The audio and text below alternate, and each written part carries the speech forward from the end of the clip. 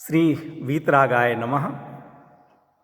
आपने एक दोहा सुना होगा, कागा काको लेत है, कोयल काको दे, मीठे वचन सुनाए के जग अपनों कर ले। कौआ किसका क्या ले लेता है और कोयल किसको क्या देती है, लेकिन कौए की जो काँव काँव की कर्कश आवाज़ है, वह कर्कश आवाज़, कर्कश वाणी, जिसके भी घर पर वो कौआ पहुंच जाए, जिस जगह पहुंच जाए, सभी उसको उड़ाते हैं, भगाते हैं। भागो, यहाँ नहीं रुकना, यहाँ नहीं रुकना, यहाँ नहीं रुकना। उसने क्या ले लिया?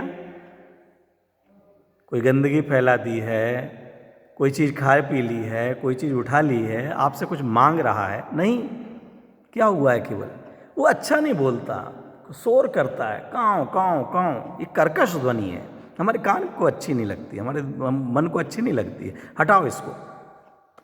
और बच्चे डर जाएं, कौआ आ गया, कौआ आ गया। और कोयल कुहू कुहू करके बोलती है, उसकी मधुर ध्वनि सुनकर के जिधर से आवाज आए, अरे कोयल इधर इधर, कहाँ है कहाँ है कहाँ है?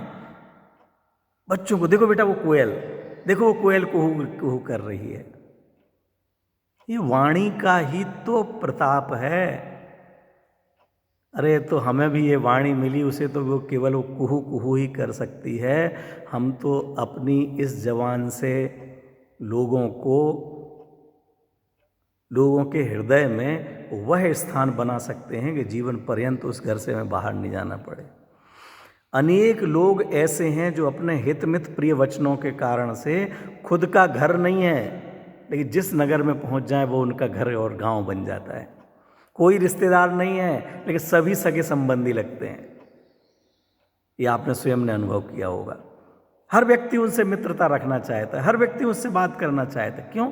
अच्छी बात करते हैं, हित की बात करते हैं, कम बात करते हैं। कुछ लोग हितकर बोलते हैं, लेकिन बहुत ज़्यादा बोलते हैं। तो लोग इस तरह से बोलेंगे, लो भैया वो आ गए, अब सेरिडॉन निकाल लीजिए, गोली खानी पड़ेगी। क्यों? सिर दर्द कर देंगे। तो क्यों वो गालियाँ देते हैं कि गालियाँ नहीं देते? तो क्या किसी की निंदा करते? नहीं, निंदा नहीं करते। फिर क्या बुरा कुछ बताते हैं? नहीं। जिनवाणी की बात करते हैं, अच्छी बात करते हैं। हाँ, बात तो अच्छी करते हैं, नहीं यार बहुत बोलते हैं। एक बात को इतनी लंबा करते हैं कि इलास्टिक टूट जाए, लेकिन उनकी बात खत्म नहीं होती। स्प्रिंग जैसा खींचते ही चले जाते, खींचते ही चले जाते, रिपीट करते हैं। या जिसकी आवश्यकता नहीं हमारी समझ में आ गई है, फिर भी समझाए चले जाते। समझ में आई कि नहीं आई, और फिर और समझ जाओ। ये समझ में आई कि नहीं आई पूछ के ये उत्तर सुनते ही नहीं है कि आई समझ में कि नहीं आई, यही मान लेते कि नहीं आई समझ में, और बोलने लगते हैं। तो हितकारी तो है, लेकिन मित नहीं है, कम नहीं है। और कुछ लोग हितकारी बोलते, कम बोलते, लेकिन प्रिय शब्दों में नहीं बोलते। हितकारक है कि अगर आप प्रवचन में नहीं आओगे तो आपके परिणामों में निर्मलता नहीं आएगी, आपके विचारों में शुद्धता नहीं आएगी। बिल्कुल सही बात है। लेकिन तुम अगर प्रवचन में नहीं आए, मर के नरक निगोद में जाओगे, कुत्ते बनोगे, गधा बन करके बोझा ढोते फिरोगे, तुमको कौन पूछेगा? मुर्दे के समान हो, मरे हुए तो हो ही तुम। अगर आत्मा को नहीं जाना तो मरे हुए के समान हो। प्रवचन में नहीं आते, क्या करते रहते? बस भगवान को सुना के आ जाते हो, बैंड बाजे की तरह हो, टेप रिकॉर्ड की तरह हो, टेप रिकॉर्ड की तरह सुना के आ जाते हो। ये बात सही है, परंतु मधुर नहीं है, प्रिय नहीं है। अरे भैया, जिनवाणी सुनने आओ, प्रवचन सुनने आओ, देखो कितनी महिमा बताते हैं, अपनी महिमा है, अपना जीवन बदल जाएगा। भगवान की वाणी है ये, कितनी मधुर बात है। आप प्रेम से भी तो कह सकते हैं। लेकिन अगर हम इस वाणी का दुरुपयोग करेंगे तो हमारा कोई प्रिय नहीं बन सकता है। इस बात को समझ के रखिएगा। इसीलिए कविवर दयानंद राय जी ने लिखा, कठिन वचन मत बोल, पर निंदा अरु झूठ तज, साँच जवाहर खोल, सतवादी जग में सुखी। देखो, कविवर दयानंद राय जी कह रहे हैं, कठिन वचन मत बोलो, कठोर वचनों का प्रयोग मत करो। कल हमने कहा था कि असत्य 4 प्रकार के हैं। सत का अपलाप, सत का अपलाप माने जो है उसका नहीं है कहना। असत का उद्भावन, जो नहीं है उसे है कहना। अन्यथा प्ररूपण, जो धर्म है धर्म का स्वरूप, वस्तु का स्वरूप, आत्मा का स्वरूप जैसा है उससे विपरीत कथन करना, जो बात कही गई है उससे उलट बात करना, निर्दयता में धर्म बतलाना, हिंसा में धर्म बतलाना, अभक्ष्य सेवन के लिए भी अच्छा कहना, रात्रि भोजन में आजकल कोई दोष नहीं है ऐसा कहना। हाँ, कई लोग जैसे आजकल बाहर हो गए ना, थोड़ी बहुत तो शराब चलती है, वो तो स्वास्थ्य के लिए हानिकारक नहीं होती है, लाभदायक होती है, अमुक चीज़ तो चलती है। आजकल तो इतना होता है, बच्चे इतना तो लाड़ प्यार करते ही हैं, वैलेंटाइन डे, ये डे, वो तो चलते ही हैं। अरे ये कहाँ आप शील के विरुद्ध प्ररूपण कर रहे हैं? अरे लेकिन मानता कौन है? कोई माने या नहीं माने, हम अपने वचनों से कभी गलत बात की सिद्धि ना करें। चौथा है गर्हित वचन, जो इसमें आ गया दयानंद राय जी के वचनों में। कठिन वचन मत बोल। कठोर वचनों को बोलना ये भी असत्य है, सत्य बात होते हुए भी। क्यों? आपका उद्देश्य सत्य बोलना कम है, लेकिन दूसरे के हृदय को दुखाना ज़्यादा है। उसे जब तक बुरा नहीं लग जाए तब तक हम एक से एक तीरंदाज बढ़िया बढ़िया शब्द निकालेंगे। हाँ, तू बिल्कुल चोर है, अभी उसको कुछ नहीं हुआ, तेरे पिताजी भी चोर हैं, अब थोड़ा उसको लगा, अभी लेकिन आपको मजा नहीं आया, तेरी तो 7 पीढ़ी चोर हैं, बेईमान है, बदमाश है, हम तो सबको जानते हैं। जैसे कि आप तो 1000 साल से जीवित हैं और सबको जानते हैं, लेकिन जब तक उसकी आंखों से आंसू नहीं टपकने लग जाएं तब तक हमें मजा ही नहीं आता है।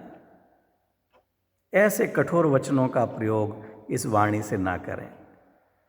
अरे हमारे लिए तो कितनी बढ़िया बात है कि प्रकृति कह रही है कि जीव कितनी कोमल है, जीव कितनी मुलायम है, इसमें हड्डी है ही नहीं, ये कठोर है ही नहीं। जब जीव कठोर नहीं है तो जीव से निकलने वाले शब्द कठोर क्यों बोलते हो? प्रिय बोलो, मधुर बोलो, दूसरों की निंदा मत करो। अच्छे अच्छे लोग भी होंगे जो रात्रि में किसी भी तरह का भोजन नहीं करते, कोई रसपान नहीं करते, लेकिन निंदा रस का पान करते हैं।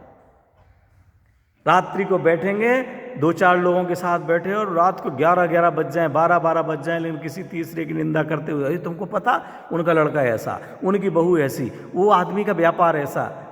अरे बिल्कुल 2 नंबर का काम है जी, कुछ नहीं है। दान क्या देते हैं? वो तो नाम के लिए करते हैं, वो तो मान के लिए करते हैं।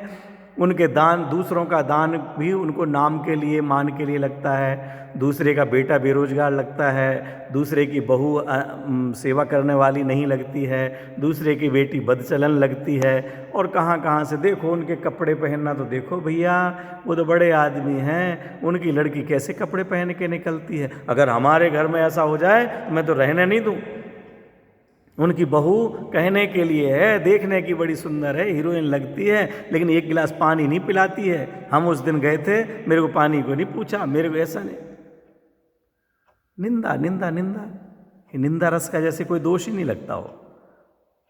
निंदा करना अच्छी बात नहीं है। दूसरों का अपयश फैलाना अपने अपयश का कारण है। वर्तमान में भी हम बदनाम हो जाते हैं कि भैया इनके मुंह से तो बुराई ही निकलती है, इनके मुंह से किसी की भलाई तो निकलेगी ही नहीं।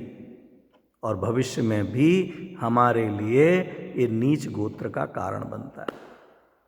पर निंदा छोड़ो, सत्य बात भी हो, लेकिन अगर हम दूसरे का अपमान कराने के लिए वह सत्यवाद बोल रहे हैं तो उसे असत्य की श्रेणी में गर्हित वचन कहा है आचार्य देव ने। हम दूसरों को लड़ाने के लिए कुछ बात इधर की इधर, इधर की उधर। हमारे बुंदेलखंड में एक कहावत चलती है, दोनों दियों में दे दिया तेल, तुम नाचो हम देखें खेल। दोनों तरफ इनको भी, ए भैया तुम्हारे लिए वो ऐसा कह रहे थे, ए तुम्हारे लिए ऐसा कह रहे थे, ए बिल्कुल सच्ची कह रहा हूँ, कहना मत कसम से, लेकिन भैया बताना नहीं कि हमारा कहा है, हमें कोई लेना देना नहीं है। वो तो बात थी तुम अपने हो इसलिए कह दिया, तुम अपने थे अपने इसलिए कह दिया। दोनों अपने अपने, दोनों तक बातें पहुंचा दी, वो लेकर के लट्ठ लेके पहुंच गए, लड़ाई झगड़ा हो रहा है, कोर्ट केस हो रहा है, हमें क्या लेना। लेकिन आपने कहा था, अरे तो हमने कोई गलत थोड़ी कहा था, हमने तो जो सुना वो कह दिया, हमने थोड़ी कहा था कि आप लड़ाई करो। अब लड़ाई तो तुम अपने आप से, हमारे ऊपर दोष दे रहे, भैया हम क्षमा चाहते। ये गलत बात है, गलत आदत है, गंदी आदत है। कभी किसी की चुगली इधर उधर नहीं करो। दूसरों को लड़ाने वाले शब्दों का अगर हमें पता है कि इस बात से लड़ाई हो सकती है तो उन वाक्यों का प्रयोग नहीं करो, नहीं तो वो सत्य होते हुए भी असत्य है, गर्हित वचन है। अपशब्दों का प्रयोग नहीं करो। कई लोगों को गाली देने की आदत होती है, अपनी आदत सुधारिए। कहीं वो बोल चाल में हमारे गाली के शब्द निकलते हों तो इस आदत को सुधारें। अन्यथा ये अपशब्द बोलना, भंड वचन बोलना, अश्लील वचन बोलना, मजाक में किसी से भी कुछ भी शब्द बोलना, जिन वाणी में उनको भी असत्य वचन की श्रेणी में लिया गया है, जिनको गर्हित वचन कहा जाता है। निंदाकारक, कलहकारक, जो भंड वचन कहलाते हैं, अपशब्द आदि अश्लील शब्द, वह सब गर्हित वचन नाम के असत्य में आते हैं। असत्य वचनों से बचें, सत्य वचन का प्रयोग करें।